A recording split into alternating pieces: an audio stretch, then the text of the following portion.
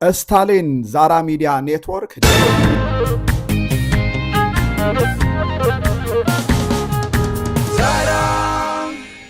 ድሕሪ ምምላስ ካብ ኣስመራ ንመጀመርያ ግዜ ካብ ኣሜሪካ ስቱድዮ መደባት ፈኒዩሎ ኣብዚ ጉዳይ እዚ ኢና ክንዛረብ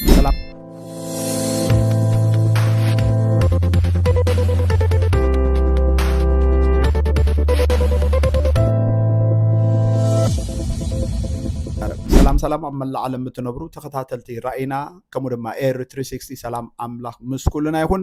ነዘን ቻናላት እዚኣተን ሰብስክራይብ ብምግባር ድማ ስድራ ቤት ክትኮኑ በዚ ኣጋጣሚ ክንሕብር ንፈቱ ጽምዶ ኣዘራራቢ ኮይኑሎ ጽምዶ ኣዲስ አበባ ዘለው ሰበስልጣን ብልጽግና ራዕዲ ፈጢሩሎም ኣሎ ጽምዶ እንታይ ከዘይገበረ ጽምዶ አብርሃም በላይ ከምዚ ኢሉ ተዛሪቡ ነይሩ ኢሉ ስታሊን አምጽልና ኣሎ እስኪ ንስማዕዮ ሁለት አብርሃም ነው ማሳያችሁ ዛሬ ሁለት አብርሃም ትግራይ አካል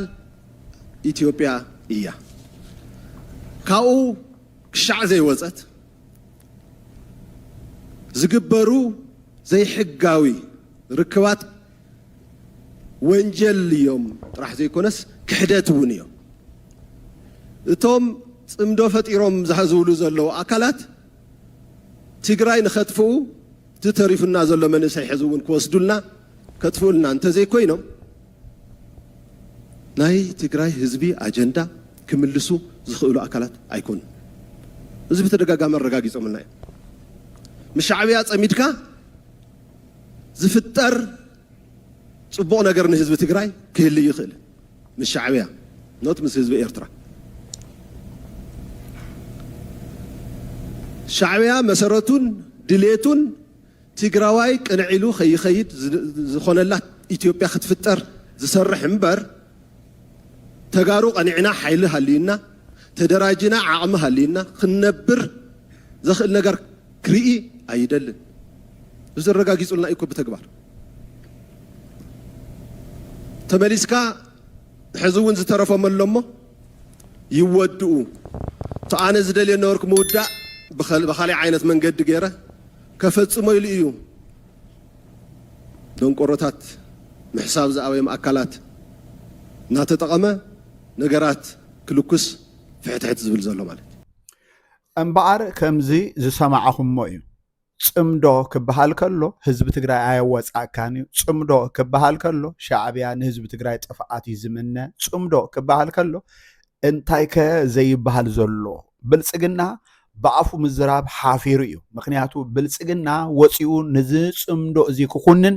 አይክእልን እዩ ምክንያቱ ጽምዶ ፈጢሩ ንህዝብ ትግራይ ታዓይነት መከራ ታዓይነት ሽግር ታዓይነት ስቃይ ታዓይነት ህልቂትን ስደትን መፍነቃልን አምጺሉ ከም ዝኾነ ይፈልጥ እዩ ጽምዶ ብምፍጣር እሱ ዝገበሮ በደል ከም ዘሎ ስለዝፈልጥ ትብዓት ይብሉን ብዛዕባ ጽምዶ ክዛረብ ንኸብዶም ዝሓደሩ ነቲ ኣብዚ ሰዓት እዚ ዘለዎም ምቹእ ናብራ ክብሉ ናይ ህዝብ መከራ ኮይኑ ዘይረአዮም ከም በዓል አብርሃም በላይ ከምኡ ድማ ጌታቸው ረዳ መንጋግ ዝበሃሉ ሰባት እናምፀ ይፍክር ኣሎ ይፍክር ብልጽግና ተዛረቡ ዝበሎም እዩ ዝዛረብ ምክንያቱ ብልጽግና እንተ ደኣ ተዛሪቡ ትማሊ ከምዚ ዝገበርካና ክበሃል ስለዝኾነ ብዝኾነ ግን ኣብዚ ሰዓት እዚ አዝዩ ደስ ዝብል አገላልጻ ዝተዛረባ እስኪ ንስማዕያ ስታሊን ደንቆሮችን ከፊት ለፊት ታሰልፎ ነገሮችን ለመቆስቆስ ይፈልጋል ምናምን ደንቆሮችን እየተጠቀመ ያለው እያለን ነው ማን እንደሆነ አላቅም መቼም ደንቆሮ ደብረጽዮን አላገኘው ደንቆሮ አይሆንም ወይ ወደወረደ ደንቆሮ ይሆናል አይደለም አላገኘው ደግሞ እነዚህ ሰዎች ደንቆሮች እዚህ ላይ ያሉት እነዚህ ናቸው ደንቆሮች ማለት ነው ደንቆሮች ማለት እነዚህ ብልሆች ነበሩ እነዚህ are we talking about this ስለየትኛው ደንቆሮች ነው እያወራን ያለ ነው ስልጣን ላይ ያለው ስልጣን ፖዚሽን የህዝብ ታይትል ተሸክመው የገለዚ ሚኒስትር የዚህ ሚኒስትር የጀነራል ገለ እየተባሉ ያሉት እነማን ናቸው ከሁሉም በላይ ግን የመረይ እኮ ነው ተመልካቾች ዘና በሉበት ይሄ ደግሞ ከኤርትራ ጋር በጣም ውጤታማ የሚባል ግንኙነት ፈጥረን ሁለት ቀን ምናምን ጉብኝት አድርገን ስለመስኖ ስለ ቆላ ሰንቤል በነበረበት እኮ ነው ሰራዊቱ ዛ በሚሞትበት በሚሰዋበት ጊዜ የትግራይ ህዝብ በድሮን በሁሉም አይነት ወንጀል በሚፈጸምበት ጊዜ አብርሃም በላቀቅ ብሎ ቶክሲዶ ራብሶ ከስቱዲዮ እንኳን አላደረገም። ቦሌ ተቀብሎ ቦሌ ካስመራ ቦሌ መጥተው መግለጫ ሰጠ። አድናቆትን በመቸር ማለት ነው። ኣብ ኣስመራ ናይ ክልተ መዓልቲ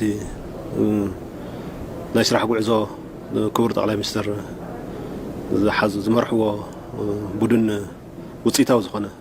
ምይይጥ ገይሩ ተመሊሱ ኣሎ። ተዋና ዓላማ ናይቲ ጉዕዞ ብመሰረቱ ሓቢርና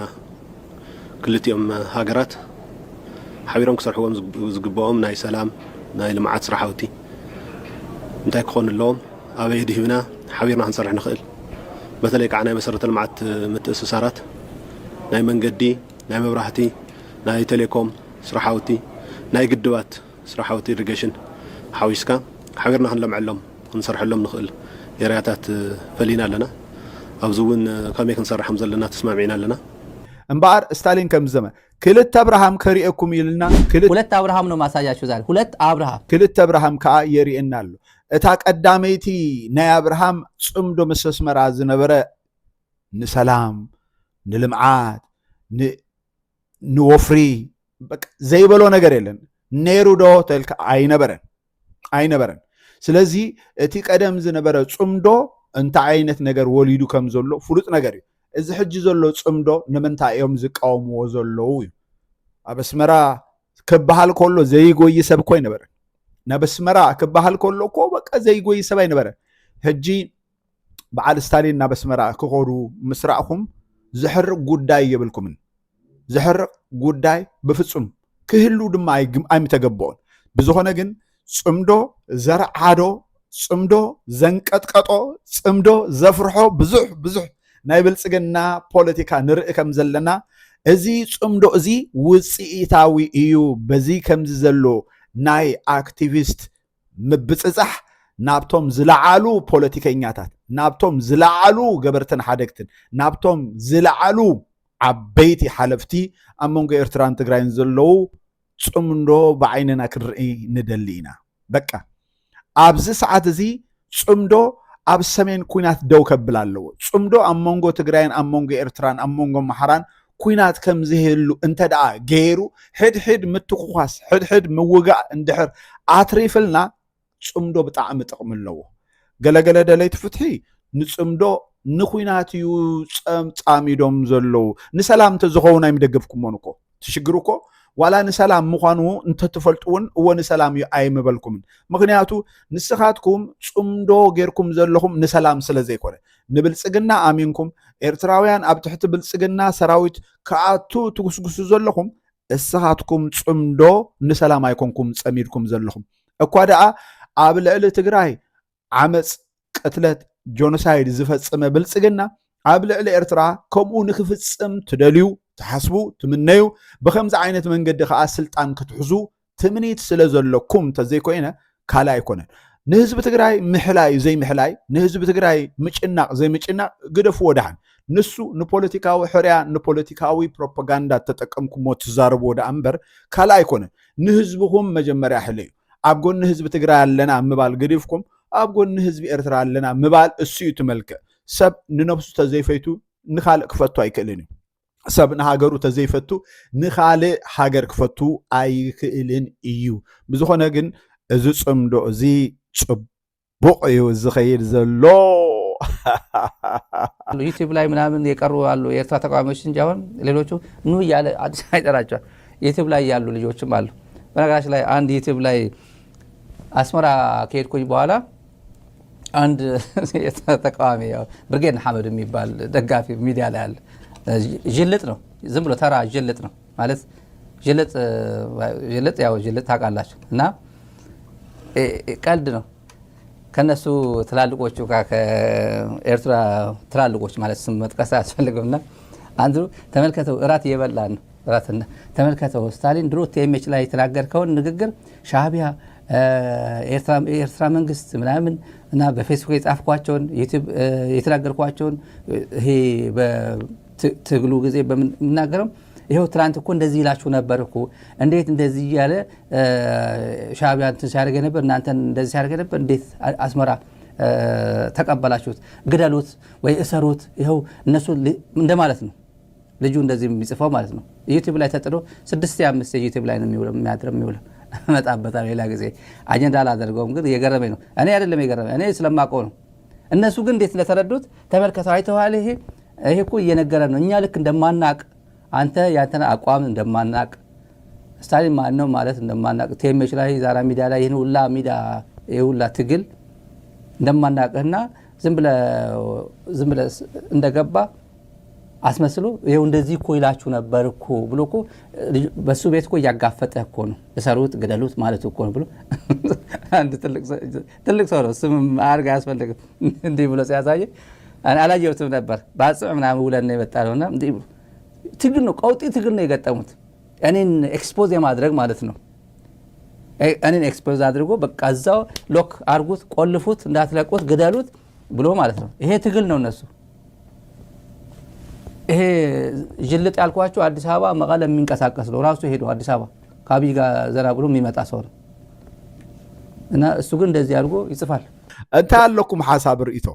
እስኪ ኣብ ኮመንት ጻሕፉ ላይ ነዚ ፕሮግራም እዚ